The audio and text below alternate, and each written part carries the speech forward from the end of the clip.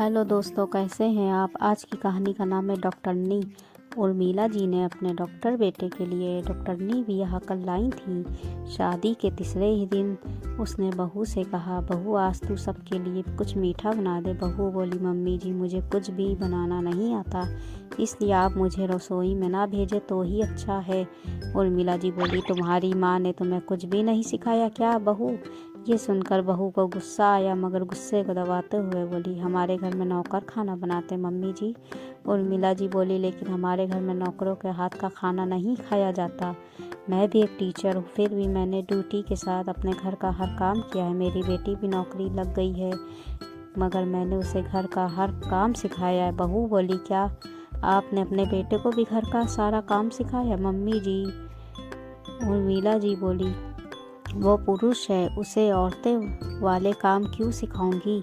बहू बोली, मैं भी आपके बेटे की तरह एक डॉक्टर हूँ, उसके बराबर कमाऊंगी, फिर मैं घर के काम क्यों करूंगी। उर्मिला जी बोली, क्योंकि तुम एक स्त्री हो, इसलिए तुम्हें घर के काम भी करने चाहिए। तुम्हारे ससुर भी टीचर है ना। मैं भी टीचर हूँ, मगर मैंने नौकरी के साथ साथ घर के भी सारे काम किए हैं। तुम्हारे ससुर से मैंने कभी घर के काम नहीं करवाए।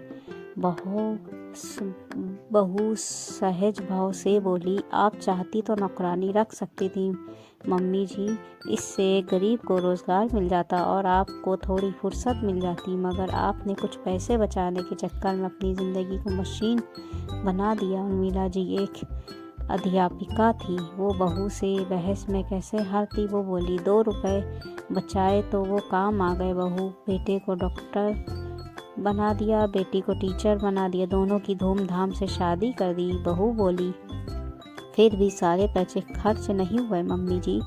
आपने 4-5 प्लॉट भी खरीद रखे हैं जिनकी कीमत करोड़ों रुपए में है। आपके पास नकदी भी बहुत सारे पैसे होंगे।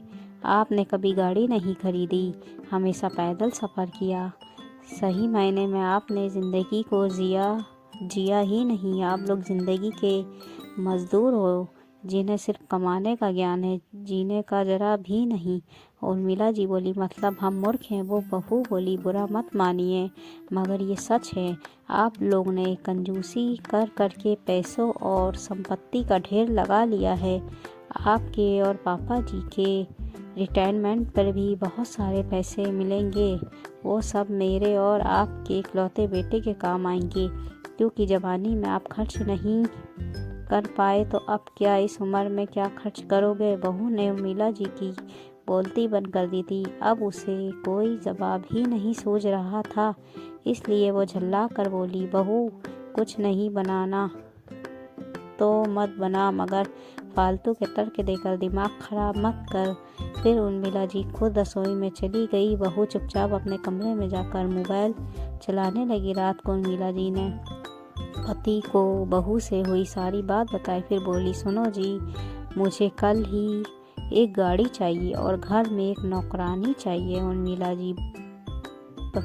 जी पति बोले, पागल हो गई हो क्या। नौकरानी तो ठीक है, मगर गाड़ी का क्या करोगी इस उम्र में। उर्मिला जी बोली, अभी तो 50 वर्ष की हुई हूँ, बूढ़ी नहीं हुई हूँ। कमा कर जो पैसे इकट्ठा किए उन्हें हम खर्च नहीं करेंगे तो बच्चे ऐश करेंगे। आज बहू ने मेरी आंखें खोल दी, अब मुझे भी थोड़ा सा जीना है। मास्टर जी बोले, कई बार सोचा तो मैंने भी था कि घर में एक गाड़ी तो होनी चाहिए, मगर खरीद ना सका। तुम मोबाइल में देख, ऑल्टो कार के क्या दाम चल रहे हैं। उर्मिला जी बोली, मुझे नहीं चाहिए ऑल्टो कार, 20 लाख से ऊपर की गाड़ी लाऊंगी। और सुनो, वो मेरी पर्सनल होगी, घर के लिए लानी है तो दूसरी खरीद लेना। मास्टर जी पत्नी को ऐसे देखने लगे जैसे कोई हॉरर मूवी देख रहे हो। बोले, सनक गई क्या। उर्मिला जी बोली, सनकी नहीं हूँ, जाग गई हूँ। ड्यूटी और घर के काम में उलझ कर सारी उम्र गुजार दी, अब थोड़ा सा जीना चाहती हूँ। मास्टर जी कुछ बोले नहीं, मगर मन ही मन अपनी डॉक्टरनी बहू को कोस रहे थे। आपको कहानी कैसी लगी? अच्छी लगी हो तो लाइक करके सब्सक्राइब कर दीजिएगा। ऐसे ही हम आपके लिए मज़ेदार कहानी लाते रहेंगे।